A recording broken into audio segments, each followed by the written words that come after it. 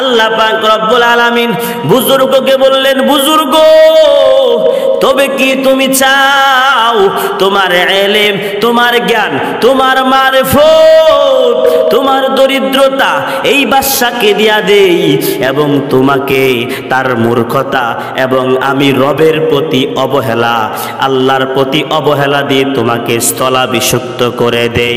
এই কথা শুনে বুজুর্গ কেঁপে উঠলেন, সঙ্গে সঙ্গে সেজদায় পড়ে গেলেন।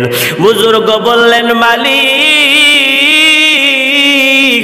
আমি কখনো এই রূপ হতে রাজি নয়। আমার ইলম, আমার জ্ঞান, আমার দরিদ্রতা ৭,০০০ ধনের চেয়েও অধিক মূল্যবান।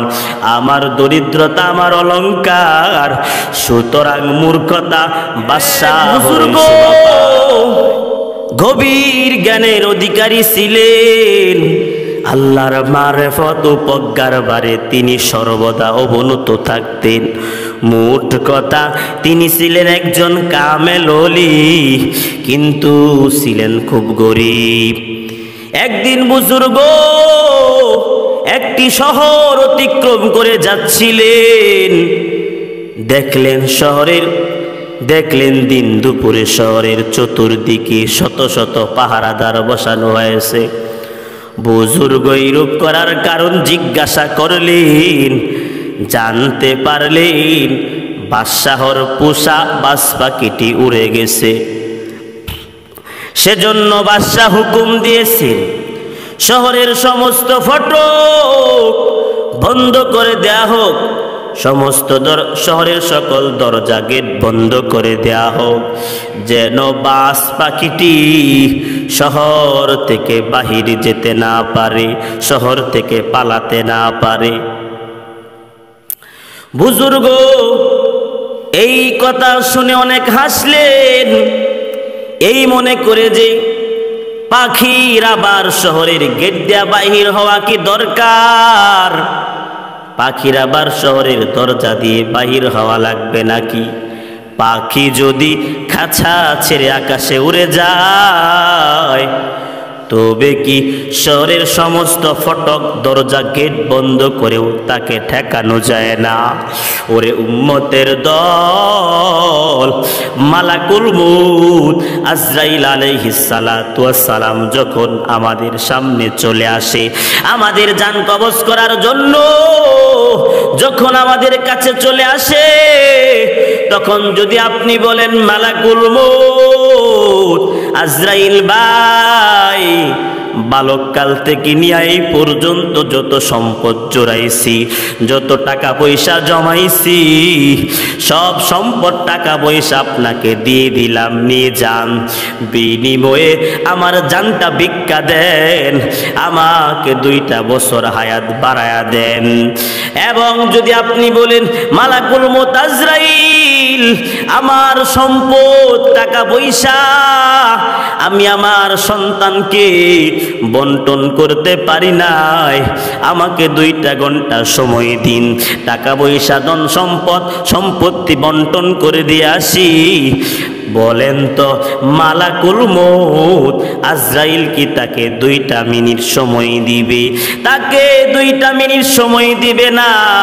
কুল্লু নাফসিন যায়িকাতুল মাউত, প্রত্যেকটা প্রাণীর ওই মৃত্যুর স্বাদ গ্রহণ করতে হবে। যখন যার মৃত্যু নির্ধারিত তখন সেই মুহূর্তে তার মৃত্যু হবে। 1 মিনিট আগেও করা হবে না, 1 মিনিট পরেও করা হবে না। ওরে উম্মতের দল, বলতেছিলাম বাজ পাখির ঘটনা। এই কথাটা বুজুর্গ বলল, খাঁচা ছেড়ে যদি পাখি উড়ে যায়, শহরের সমস্ত ফটক সমস্ত দরজা বন্ধ করেও তাকে ঠেকানো যায় না। এই কথাটা বাদশা বুঝতে পারল না। বুজুর্গ বেশ কিছুটা গর্বের সাথে আল্লাহর দরবারে আরজ করলো, মালিক ভালোই এই মূর্খকে আপনি বাদশাহী দিয়েছেন, অথচ আমাদের এত মারিফত, এত ইলম, এত জ্ঞান থাকা সত্ত্বেও রাস্তায় রাস্তায় জুতা ক্ষয় করে চলেছি, আমাদেরকে কেউ শুধায় না। অতঃপর আল্লাহ পাক রব্বুল আলামিনের তরফ থেকে আলহামের মাধ্যমে জবাব আসলো। আল্লাহ পাক রব্বুল আলামিন বুজুর্গকে বললেন, বুজুর্গ তবে কি তুমি চাও তোমার ইলম, তোমার জ্ঞান, তোমার মারিফত, তোমার দরিদ্রতা এই বাদশাকে দিয়া দেই এবং তোমাকে তার মূর্খতা এবং আমি রবের প্রতি অবহেলা, আল্লাহর প্রতি অবহেলা দিয়ে তোমাকে স্থলাভিষিক্ত করে দেই? এই কথা শুনে বুজুর্গ কেঁপে উঠলেন, সঙ্গে সঙ্গে সেজদায় পড়ে গেলেন। বুজুর্গ বললেন, মালিক আমি কখনো এই রূপ হতে রাজি নয়।